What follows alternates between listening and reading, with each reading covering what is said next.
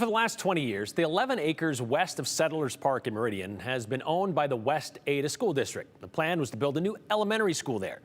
But the plan changed, and the school district said they no longer needed that property. So they decided to sell it to the City of Meridian for a little more than $4 million.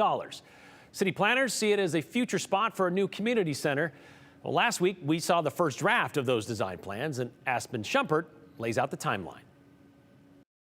Settlers Park in Meridian already has a playground, sports courts, and green space for people to play.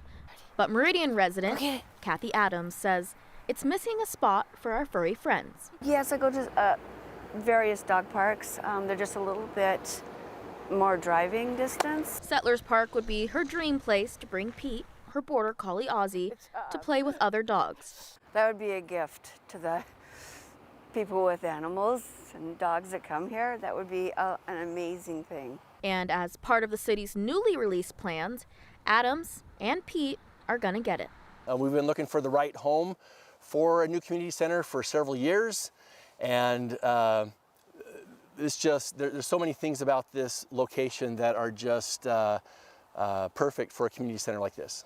The city bought the property west of Settlers Park for just over $4 million from the West Ada School District.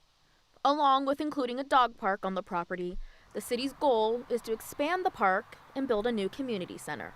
We have definitely outgrown the existing community center. It's basically, a single room with a little offshoot, and it is heavily programmed. Parks and Rec Director Steve Sidaway shared the vision for the property last week.